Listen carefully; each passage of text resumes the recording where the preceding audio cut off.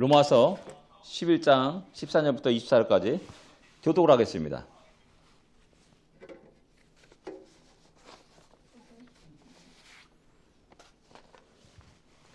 제가 13절 읽겠습니다.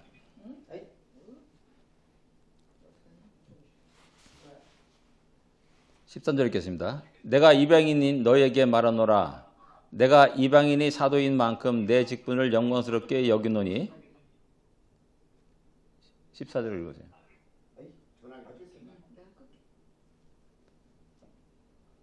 제가 다 읽겠습니다. 이는 혹 내 고륙을 아무쪼록 시기하게 하여 그들 중에서 얼마를 구원하려 함이라.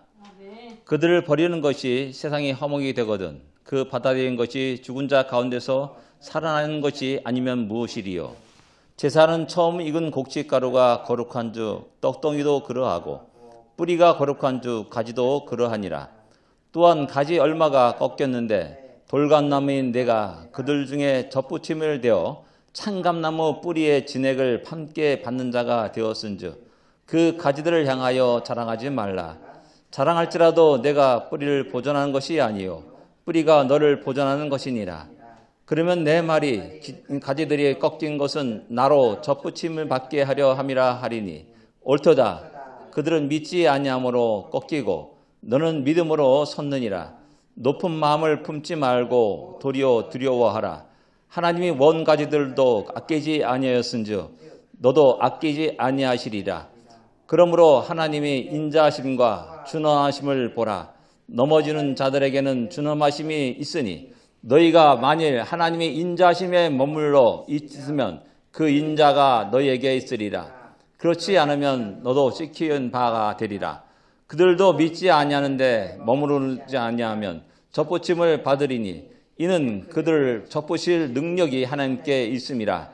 내가 원 돌감나무에게서 찍힘을 받고 본성을 거슬러 좋은 감람나무에 접붙임을 받았으니 원가지인 이 사람들이야 얼마나 더 자기 감람나무에 접붙이심을 받으랴. 아멘.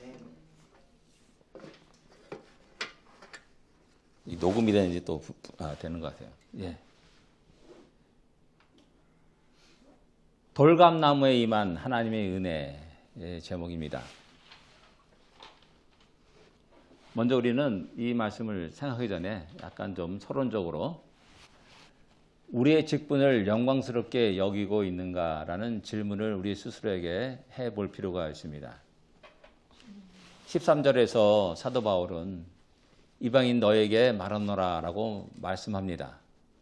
이것을 볼 때 로마 교회 성도의 구성원이 대부분 이방인이었음을 짐작할 수가 있습니다. 그렇기 때문에 사도 바울은 제일 먼저 복음에 대해서 로마 교회에 편지를 쓰고 있는 겁니다. 어떻게 구원받는지에 대해서 아주 논리적으로 쭉 이야기하는 책이 이 로마서라 말할 수가 있습니다. 이어서 사도 바울은 자기가 이방인 사도인 이 직분을 영광스럽게 여긴다고 말씀합니다. 자기 직분을 영광스럽게 여긴다. 영광스럽게 여기기 때문에 자랑스럽게 생각합니다. 그 직분을 행하는 데 있어서 불평과 원망보다는 감사와 감격이 또 힘있고 역동적인 그러한 모습을 우린 쉽게 상상할 수가 있습니다. 그런데 다시 한번 돌이켜 보십시오. 사도 바울은 이 복음 때문에 수많은 고난을 겪었습니다. 태장에 맞기도 하고 강도 위험에 빠지기도 하고 생명의 위협을 끝없이 받았던 사람입니다. 끝없이 복음 때문에 힘들고 고달픈 인생길을 계속 걸어왔던 사람입니다. 그럼에도 그는 자기의 직분을 불평하지 않았다는 사실입니다. 영광스럽게 여겼고 또 자랑스럽게 여기면서 그 직분을 위해서 자기의 모든 것을 들여왔음을 성경은 우리에게 말씀합니다.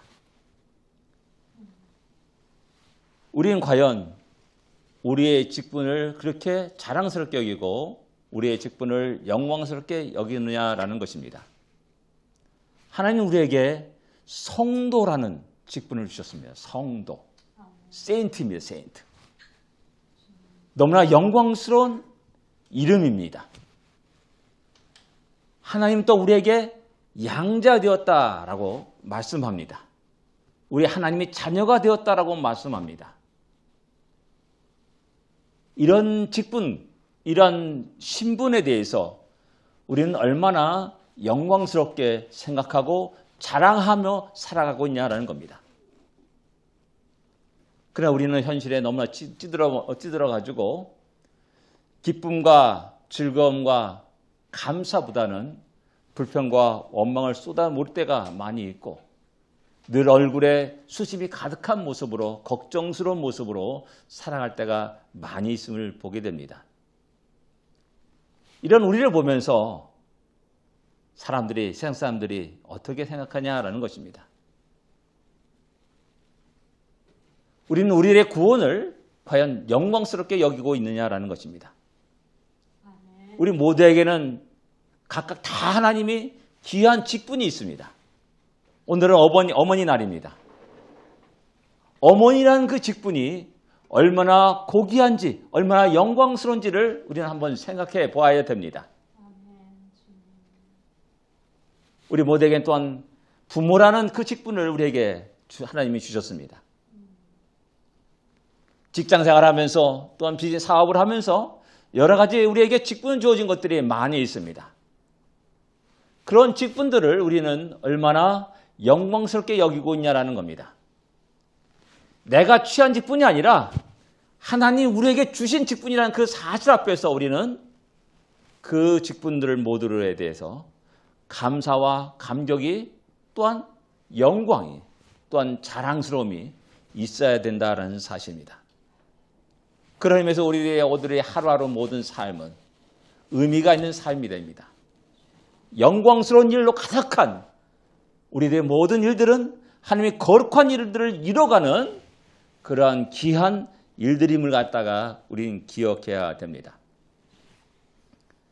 그래서 이어서 사도 바울은 돌감나무와 창감나무의 접붙임의 그런 비유를 우리에게 이야기를 해주고 있습니다. 17절부터 쭉 나오는 내용입니다.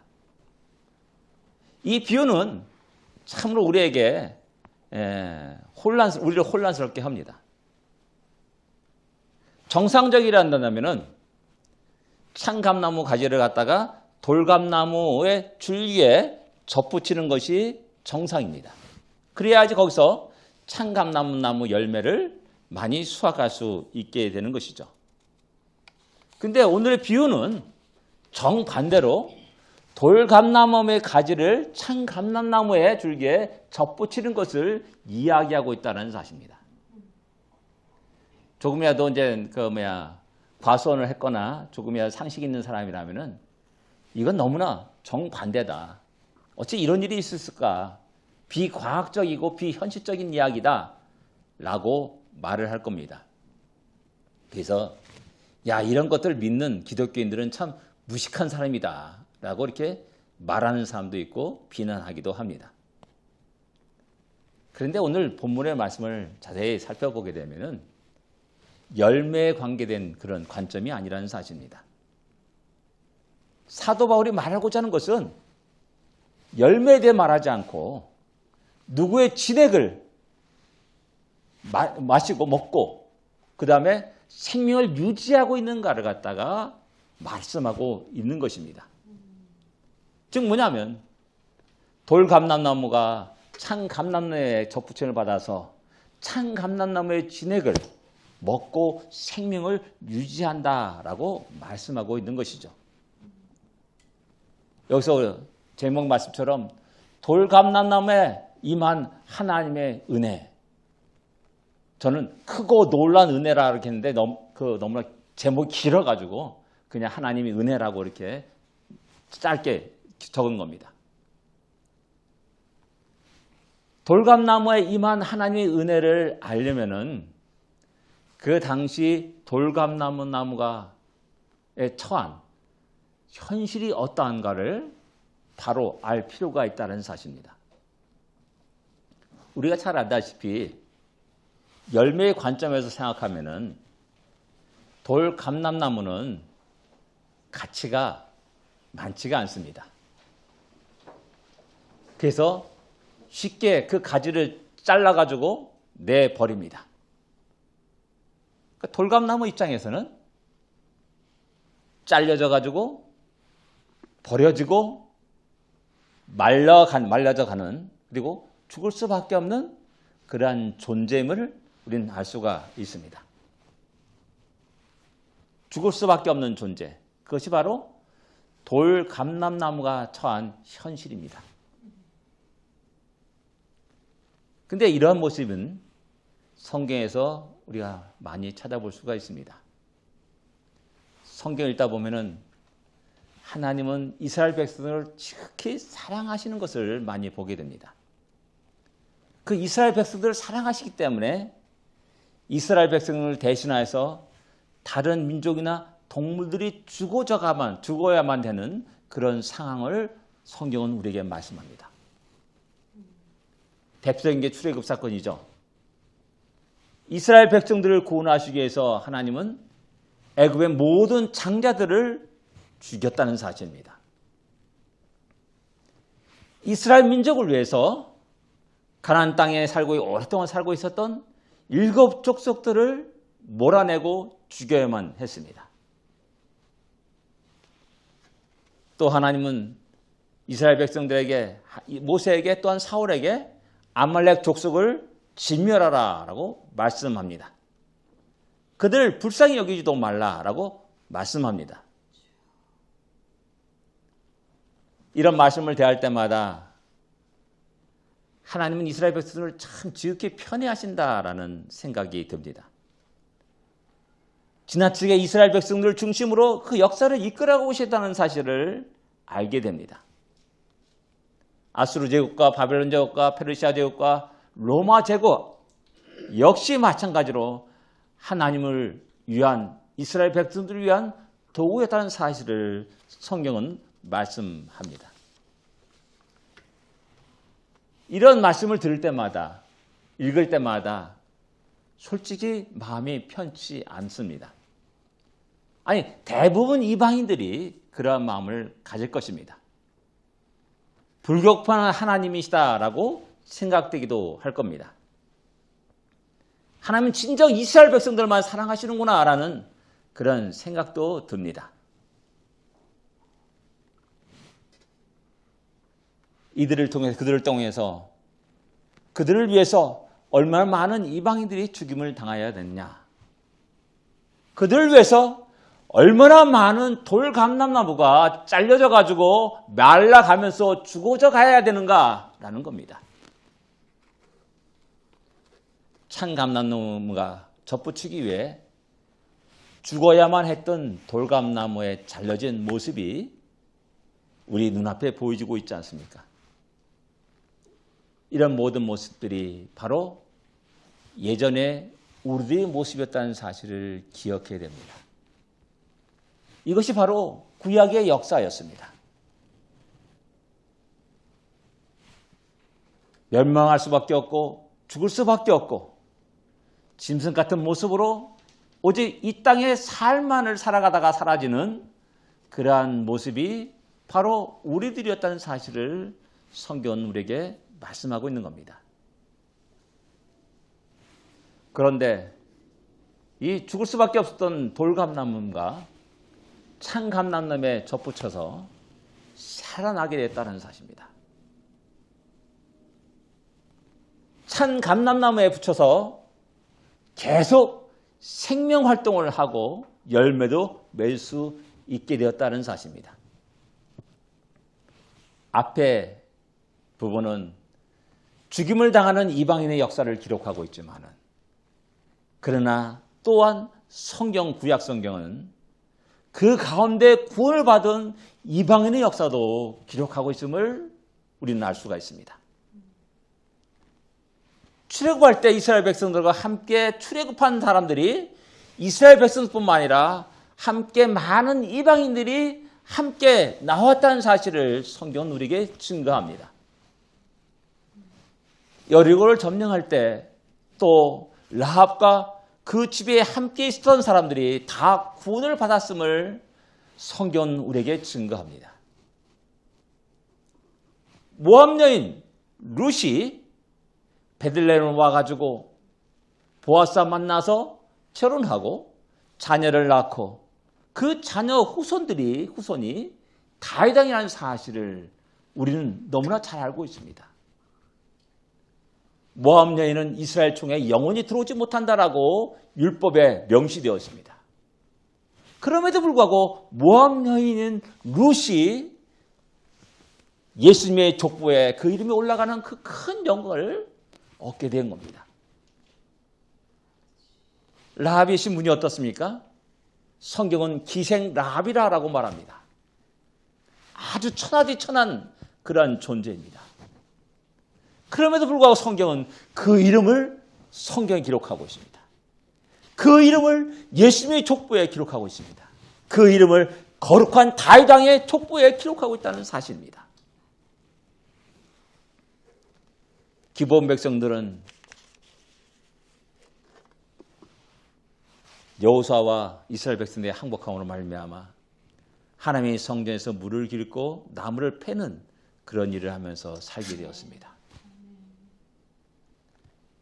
에스더 세대에는 많은 사람들이 유대인이 되는 자들이 많았다라고 이제 기록하고 있습니다. 다윗 왕국의 유명한 용사 가운데 한 사람인 우리아는 햇사람입니다. 햇사람, 해족속 이방인이었습니다. 또 다윗이 압살롬의 반란에 의해서 도망갈 때 그를 충실히 따랐던 사람이 누구냐면 가드 사람 이때였습니다. 그리고 그와 함께한 600명이 다윗 왕을 보호하면서 끝까지 함께했다는 사실을 성경은 이야기하고 있습니다. 이렇게 접붙임을 받은 이방인들이 그 이름이 성경에 기록되어 있다는 사실입니다. 이뿐만 아니라 주님은 당신이 하늘나라에 승천하시면서 제자들에게 말합니다. 성령이 너희가 임하시면 너희가 권능을 받고 예루살렘과 온 유대와 사마리아와 땅까지 이르러 내 증인이 되라 라고 말씀합니다. 땅까지 곧 이방인들까지 가가지고 주의 복음을 증거하라 라고 말하고 있고 모든 족속을 제자로 삼으라고 명령하십니다. 이 명령에 따라서 제자들은 유대인에게만 복음을 전하는 것이 아니라 모든 이방인들에게도 복음을 전하기 시작합니다. 대표적인 교회가 안디옥 교회라는 사실을 우리는 잘 알고 있습니다. 그렇게 전했던 그 복음이 우리까지 오게 된 것입니다. 그 복음으로 인하여서 우리가 구원을 받았고 생명을 얻게 되었고 영생을 소유한 자가 되었고 하나님의 백성이 되었고 하나님의 기업을 이어받는 자가 되었고 하나님의 거룩한 일에 동참하는 자가 되었고 하나님의 계획 가운데 있는 자가 되었고 하나님이 끝없이 함께하는 영원히 함께하는 그러한 존재가 되었습니다. 하나님이 지키시고 인도하시고 보호하시고 우리 가운데 역사하시는 그런 은혜를 입은 자들이 되었다는 사실을 성경 우리에게 이야기해주고 있습니다. 이 모든 것이 주의 놀라운 크고 큰 하나님의 은혜라는 것입니다. 돌감나무 입장에선 죽을 수밖에 없는 처지였습니다. 유한한 생명을 가지고 하루하루를 살아가는 말라가는 그런 삶이었습니다. 그러나 참감나무의 접붙임으로 말미암아 생명을 이어져 갔고 또 생명의 열매를 맺어 갈 수 있었다는 사실입니다. 어찌 기뻐하지 아니할 수 있겠습니까? 감사하지 않을 수 없습니다. 늘 언제나 우리의 삶은 그러기에 힘이 있을 수밖에 없고 기쁨과 감사가 넘쳐날 수밖에 없다는 사실입니다. 그 사실을 사도 바울은 우리에게 이야기하고 있는 겁니다. 그러면서 조심할 것을 이야기하죠. 교만하지 말라라는 겁니다. 교만해서는 안 된다. 높은 마음을 품지 말라. 도리어 두려워라 라고 20절에 말씀하고 있습니다. 우리가 받은 은혜가 작은 은혜가 아닙니다. 보잘것없는 것이 아닙니다. 우리가 받은 은혜는 그 어떤 거 바꿀 수 없는 너무나 엄청난 그러한 은혜라는 사실을 깨닫고 늘 기쁨과 감사를 하나님께 드릴 수 있는 우리가 되어야 될 줄 압니다. 또 생각할 수 있는 것은 뭐냐면 하나님이 돌감나무를 거룩하게 했다라는 사실입니다. 돌감나무가 참감나무에 접붙임을 받았다고 해가지고 참감나무 열매를 맺는 것은 아닙니다. 여전히 돌감나무 열매를 맺습니다. 여기서 우리가 열매라는 관점으로 접근하게 되면은 이것은 나쁜 열매, 이건 좋은 열매 해가지고 나눠버리죠.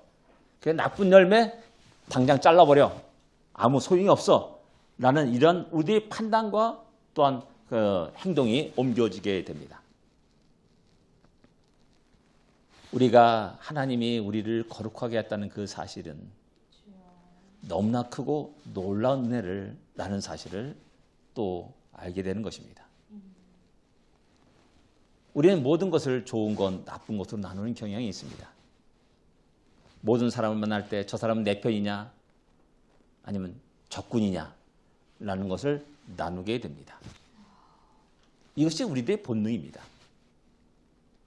대표적인 예가 여호수아가 이스라엘 군대와 함께 여리고로 진군할 때 한 사람이 칼을 들고 마주서서 딱 그 앞에 섭니다.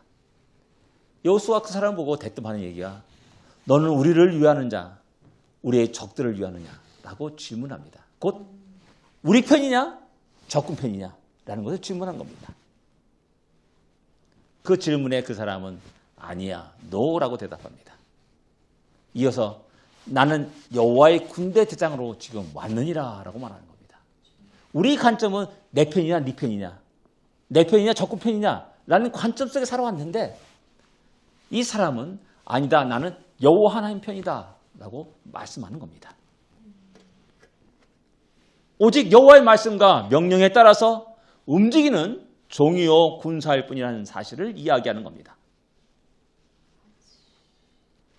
링컨 대통령에 의해서 그런 얘기 나옵니다. 하나님 우리 편이 되었으면 좋겠습니다 라고 많은 사람이 이야기합니다. 그렇게 되기를 기도하자. 그때 링컨 대통령이 한 말이 뭡니까? 하나님 우리 편이 되기보다는 우리가 하나님 편이 되기를 우리 기도합시다 라고 말했다는 예가 있습니다. 돌감나무라 할지라도 그 열매가 모양이 없고 별 볼 일 없다 할지라도 그는 그 참감나무에 붙어가지고 생명을 유지하고 꽃을 피우고 열매를 맺습니다. 그 열매가 우리의 가치관과 생각에 따라서 좋고 나쁜 걸 따지지만은 하나님 입장에서는 그렇지 않았다는 사실입니다. 우리 모습, 우리 모양 그대로를 받아들이고 기쁘게 우리를 참감나무에 접붙였다는 사실입니다. 우리는 얼마나 우리의 필요에 따라서 좋고 나쁨을 결정하고 그 또한 판단하고 정죄하는 것 때문에 하나님 앞에 큰 죄를 지을 때가 많음을 우리는 기억해야 됩니다. 특별히 의술의 발달에 따라서 생명들이 이 땅에 나오지 못하고 죽어고자 하는 수많은 생명들이 있다는 사실을 우리 잘 알고 있습니다.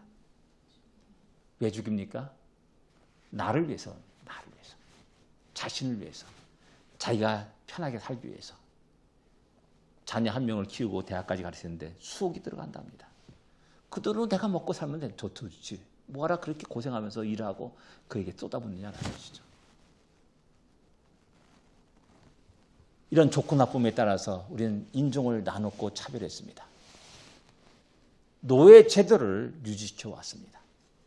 이것이 우리 인류가 범한 큰 죄악이라는 사실을 우리는 기억해야 됩니다. 요즘 들어서 환경보호, 생태계, 회복, 이런 단어를 많이 사용하는 것을 보게 됩니다.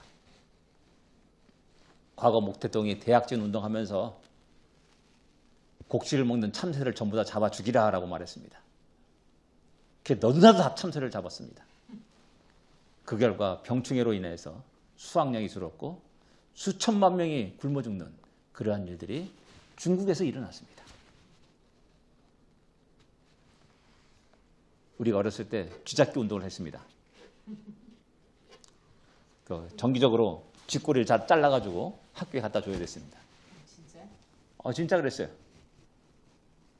그래서 열심히 쥐를 잡기 위해서 쥐약을 놓고 쥐틀을 놓고 그랬습니다.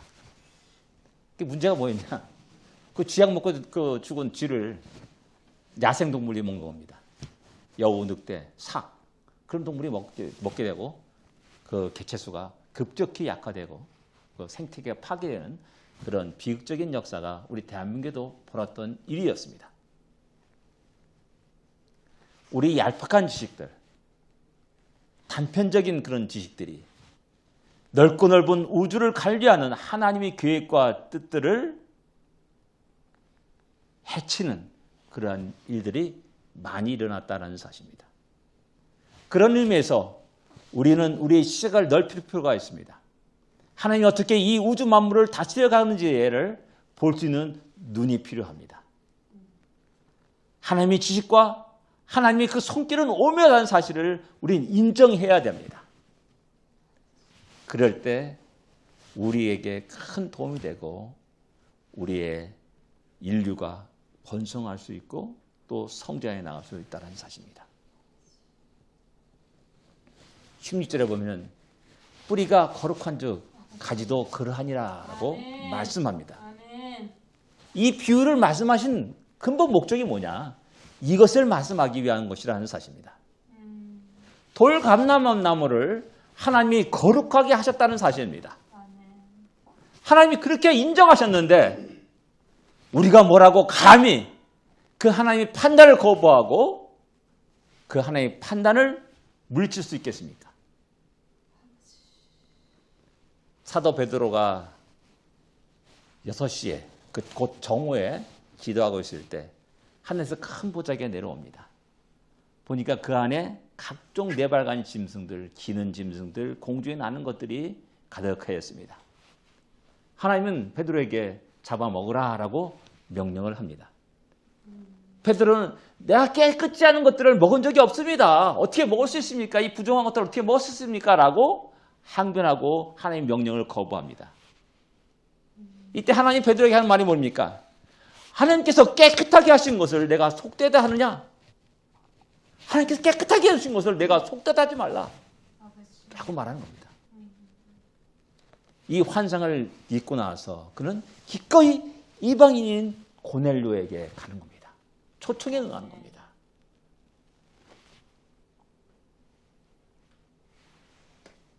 오늘 본문은 돌감람나무를 할지라도 부족한 열매를 맺을지라도 모양이 아주 형편없다 할지라도 하나님이 그를 거룩하게 하셨다는 것을 말씀하는 겁니다. 하나님이 그 돌감람나무를 기쁘게 바쳤다는 것을 말씀하는 것입니다. 이런 놀라운 은혜를 받은 자들이 바로 로마 교회 이방인 교회였고 오늘날 우리가 바로 그러하다는 사실을 이야기하는 것입니다. 그런데 우리가 좁은 소견에 좁은 생각을 가지고 작은 지식을 가지고 함부로 판단하거나 정죄하는 죄를 범해서는 안 되는 것입니다. 우리가 놀라운 은혜를 입은 자들입니다. 함부로 하나님의 판단을 거부하거나 정죄하는 그런 죄를 범해서는 안 됩니다. 마지막으로 우리가 생각할 수 있는 것은 그러면 왜 하나님은 돌감나무를 왜 참감나무에 접부시켰는가라는 것입니다. 하나님 우리를 구원하셨고 새 생명을 주셨습니다. 곧 참감람나무에 접붙여 주셨습니다. 이 말씀을 이해하려면 우린 14절로 돌아가야 됩니다. 14절에 유대인들을 시기나게 하여 구원하려는 하나님의 놀라운 구원력이 있다는 사실을 우리에게 이야기하십니다. 그건 뭐냐면 돌감람나무가 참감람의 부침으로 말미암아 그들 속에서 야, 너 같은 애도 구원받았느냐? 너 같은 애도 하나님 은혜 가운데 있느냐? 라는 사실을 먼저 된 이스라엘 백성들이 보고 깜짝깜짝 놀라는 겁니다. 그러면서 나는 지금 뭐하고 있어? 이런 퀘스천 마크를 붙이게 한다는 사실입니다. 그게 유대인들로 시기하게 한다는 말입니다. 그 시기가 바른 방향으로 긍정적인 방향으로 나가가지고 구원을 얻게 한다는 사실입니다. 유대인들의 신앙의 열정들이, 유대인의 신앙의 방향들이 새롭게 예수 그리스도를 향하도록 하기 위해서 우리 유대인, 이방인인 우리를 참 감람나무에 접붙였다는 사실을 이야기하고 있는 겁니다. 우리는 종종 구약의 성경 속에서도 그런 예를 찾아볼 수가 있습니다.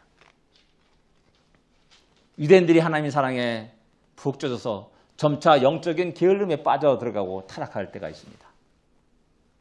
그때 이방인들을 통해서 그들을 자극합니다. 그들 다시 하나님을 찾게 하고 하나님 때문에 나오게 합니다.